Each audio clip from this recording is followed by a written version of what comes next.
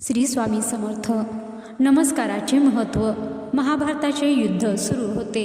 दररोज कौरव सेनेचे मोठमोठे योद्धे मारले जात होते. पितामह भीष्मांसारखे ज्येष्ठ योद्धे कौरवांच्या बाजूने असून देखील त्यांच्या सेनेची सतत हानी होत होती. एक दिवस दुर्योधन वैतागून पितामहांवर व्यंग करतो.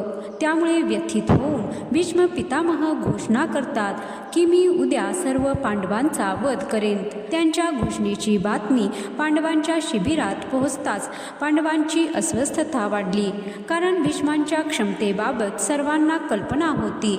तेवढ्यात श्रीकृष्ण शिबिरात दाखल झाले. पांडवांची अस्वस्थता त्यांच्या लक्षात येताच ते द्रौपदीला म्हणाले, माझ्यासोबत चल. द्रौपदीला सोबत घेऊन श्रीकृष्ण पितामहांच्या कक्षात पोहोचले. ती वेळ रात्रीची होती. स्वतः बाहेर उभे राहून ते द्रौपदीला म्हणाले की आज जाऊन भीष्म पितामह यांना प्रणाम कर. सांगितल्याप्रमाणे द्रौपदीने आज जाऊन पितामह यांना प्रणाम करताच अखंड सौभाग्यवती भव असा आशीर्वाद त्यांनी तिला दिला. त्यानंतर त्यांनी द्रौपदीला विचारले, एवढ्या रात्री तू एकटी कशी काय आलीस? त्यावर ती म्हणाली, माझे बंधू श्रीकृष्णांसोबत मी येथे आले आहे आणि ते बाहेर थांबले आहेत. असे द्रौपदीने सांगताच श्रीकृष्णाला भेटायला पितामह बाहेर आले आणि त्या दोघांनी एकमेकांना प्रणाम केला. भीष्म पितामह म्हणाले, माझ्या एका वचनाला दुसऱ्या वचनाने मात देण्याचे काम फक्त श्रीकृष्णच करू शकतात. शिबिरात परत जात असताना श्रीकृष्ण द्रौपदीला म्हणाले की बघ, तुझ्या फक्त एक वेळ जाऊन पितामह यांना नमस्कार करण्यामुळे तुझ्या पतींना जीवदान मिळाले. हे तुझ्या लक्षात आले का?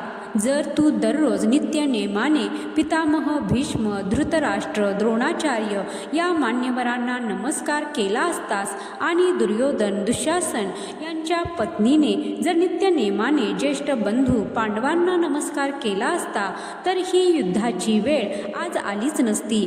अशी असते नमस्कार आणि आशीर्वादाची शक्ती.